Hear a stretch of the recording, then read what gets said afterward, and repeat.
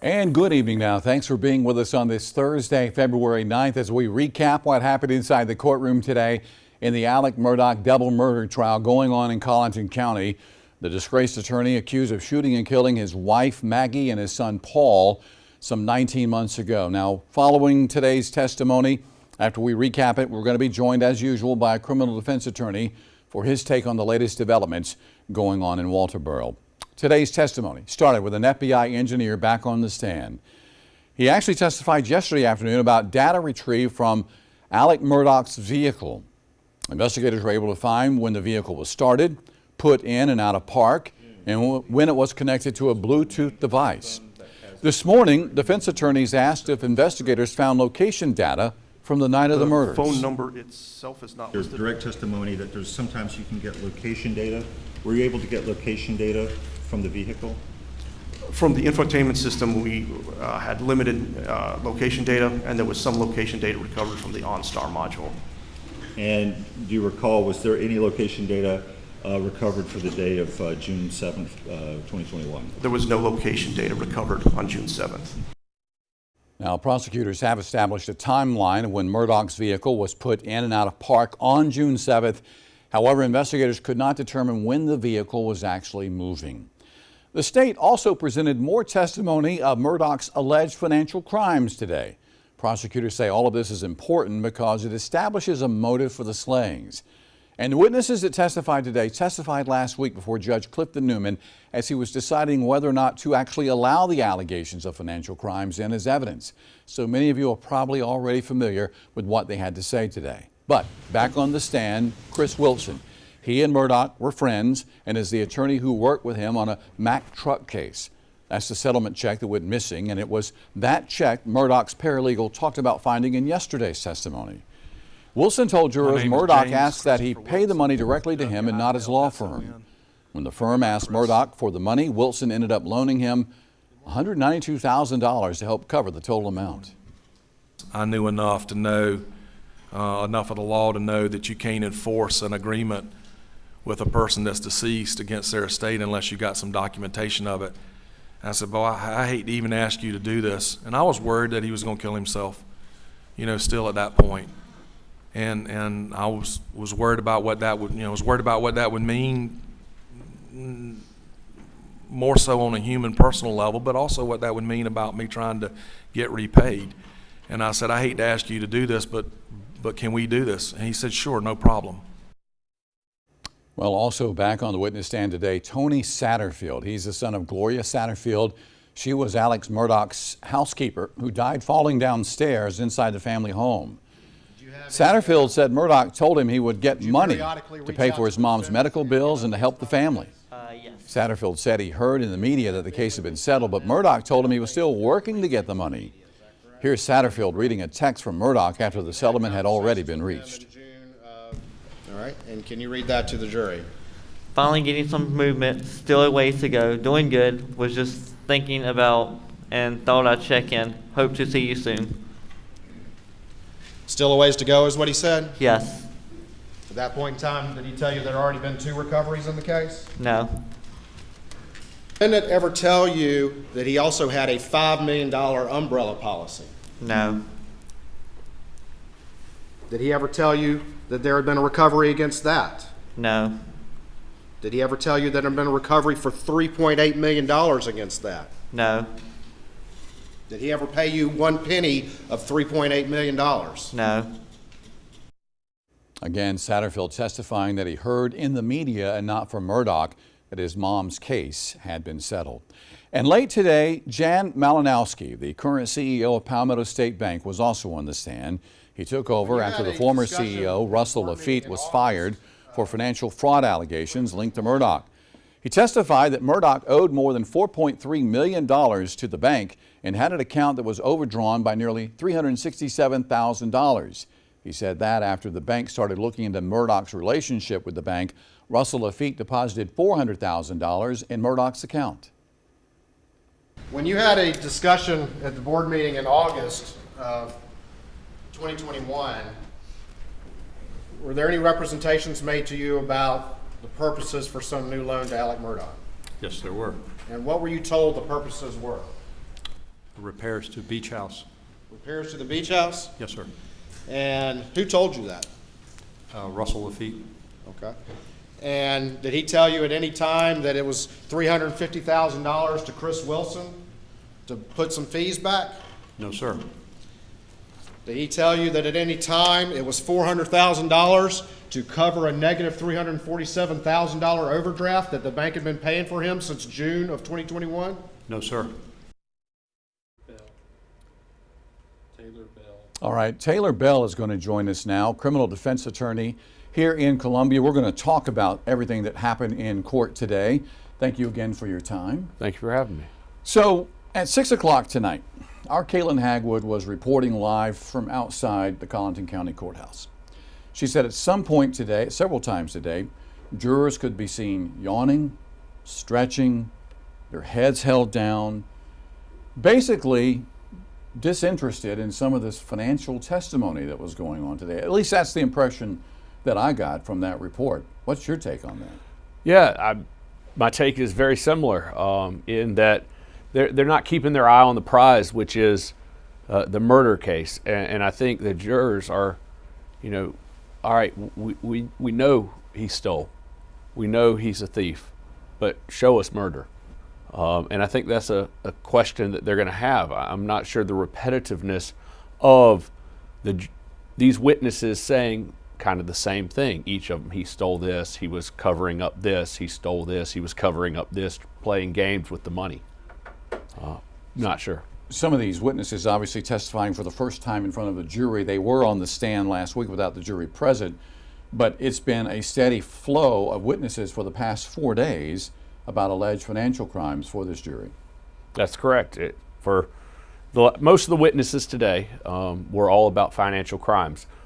We had the bank CEO, we had the Satterfield case, and then we also had Chris Wilson, the family friend that he grew up with and who was also a lawyer, all about the stealing. And I think it also gave, though, the defense an opportunity to ask questions of his friend that he cared about his family. Right. And to show that he cared for him. At this point, the jury knows that the state is arguing that the alleged motive here would be to buy more time to buy more time to do something about these alleged financial crimes. That's why the state would be presenting all this evidence, correct? They would know that by now. I think they would know that, but we don't know that for sure. When you're trying a case, you don't know what the jury's thinking. It's hard to know what they're thinking because they're sitting there, they're not communicating. So from the prosecution, you're hoping that that's what they're seeing here. And that's what they're believing, that, hey, the motive is he's trying to cover up. But that's kind of where closing comes into play. At the end, after everybody's testified, that you close it all together and you explain what these people did. I understand during opening that is what the state said, but you kind of put it all together. Right. As far as how much longer the state is going to present a case, we heard today that the latest, I guess, the state would go would be next Wednesday. That would be the 15th of February. We also heard today that the defense plans to present evidence and testimony, and that they may have about a week's worth of witnesses as well. So that adds 2 more weeks onto the trial from yesterday. That puts us at the 22nd. Then on the 23rd, or 22nd or 23rd, somewhere in that time frame, I guess, closing arguments would be heard. If the jury were to get the case, say, on a Friday afternoon, this jury is not sequestered, from my understanding. They get to go home at night. If the jury were to get this case, say, on the 23rd or 24th, a Thursday or a Friday, and continue to deliberate, and it goes into the weekend, would the judge make them stay the weekend to try to come to a decision, or send them home and bring them back on a Monday? I think Judge Newman would make that decision based on, his experience, having been in front of Judge Newman before and tried cases and seen cases tried in front of Judge Newman. He holds the jury there for for a substantial period of time. He'll hold them after hours when they're deliberating. So it wouldn't surprise me if he would call them back on a Saturday. That wouldn't surprise me at all. I don't know if he will do it though, but I wouldn't be surprised with that at all. We know there is more testimony upcoming other than financial allegations against Alex Murdaugh, because the pathologist still has to testify in front of the jury and is going to lay out exactly how Paul and Maggie Murdaugh died. That is still to come, correct? That is still to come. We're still going to likely hear where the entry wounds were from the pathologist and what organs the actual bullets hit and what the cause of death was. He's going to come in and tell us that, so we get kind of a medical terminology of the cause of death. Do you think a lot is being thrown at the jury right now? Do you think a whole lot of, from the slayings, the guns, the weapons, the videotapes, the allegations of financial crimes, a lot's being put on that jury right now? They're having to absorb all of this without the ability to take notes in this trial.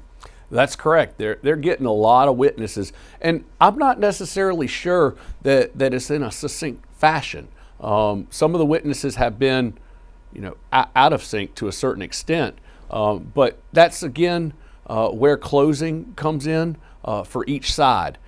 The jury, I've never sat on a jury. I've been in front of juries, and I think they're listening, but I think they only want to pay attention to what's important to them. And I think the jury, having been instructed that you can't consider this, the financial crimes as propensity, they're kind of like, all right, well, we already know he's a bad guy. And so now they're moving on and not really paying attention to that. However, in closing, I believe the prosecution is going to lay out an absolute timeline of every single witness, the time, the date of each of these actual data points or facts that you can lay out that are not able to be misconstrued, such as phones, such as the car. That's going to be laid out, and they're going to assist the jury in hopefully making a decision in that. I was talking to someone earlier today, and they were like, they asked me a question like, why can't the state call Murdaugh on the stand? I mean, the defense would be the one to put Murdaugh on the stand. And explain to our viewers why the state, just on their case, could not put the defendant on the stand. Well, we have the right against self-incrimination in this country. It means that you do not have to testify. You do not have to present any evidence. It is the government's burden of proof. And that's why I do what I do. It's because we need to hold the government accountable to prove what they say and not make us disprove what they say. It's kind of why we came over to this country from England, to be honest. It's the right against self-incrimination. Speaking of the defendant in this case, there is some anticipation that he may testify. He may not. That's his right if he wants to do so or not. If he takes the stand, is that going to open the door for the prosecution to ask all kind of questions about these alleged financial crimes, not only the double murder? Oh, absolutely. However, they're already getting into it. There hadn't been much questioning by defense lawyers of whether or not these financial crimes actually occurred or didn't occur. Right. They've accepted them kind of at face value. The only real questions of these witnesses have kind of been by the defense about his character as a father, whether he cared for his family, whether he cared for his friends. They've not really been about, did these financial crimes occur or not occur? That's not really contested, so that's why I kind of think it's a setup that he may get up there and say, yeah, I did that, but I didn't do this, being the murder. And that was also a topic of conversation by some today, that maybe he gets on the stand, maybe the defense says, look, he's got issues, he's got problems. You've heard some of his friends testify. He's got some issues when it comes to opioids. He's got some problems here, but that's not connected to what happened. Although the circumstantial evidence that they presented, he's confronted about one thing the morning of the murders, and then the murders happened just a few hours later. I agree with that. That's what they're trying to show, that this was the day of, he was about to get caught, and he went out and committed these murders to kind of deflect the conversation of everybody. You know, I've always said I'm not 100% buying that motive, just the criminal defense side of me. However, I've also said that I think he was irrational, and irrational people do irrational things. Reports that the defense has a focus group, so to say, listening to the testimony, and that the focus group not buying the state's motive that he killed his wife and his son as a distraction to the financial crimes. Is it common to have focus groups in high-profile cases like this for the defense? I think in big cases you will have focus groups. In smaller cases, your focus group might not necessarily be folks outside of your circle. You may go as a lawyer and talk to other lawyers and say, what do you think about this? So we always have focus groups. Many of us are members of organizations, and we talk. We don't say names or anything about our cases, but we talk about our cases and kind of bounce ideas off of each other. So all cases have focus groups. Is whether or not it's high profile enough to put the resources into an actual focus group itself. All right, well, it sounds like we have at least 2 weeks or more left of this very high-profile case that has riveted the nation's attention. Taylor Bell, thank you for your expertise tonight. We appreciate it so much. Thank you for having me. Testimony is going to resume tomorrow morning at 9:30. We will be there. You can watch it right here on our YouTube channel. You can watch it on WLTX Plus. You can watch it on our website, WLTX.com as well. Again, we'll have live team coverage tomorrow from Walterboro.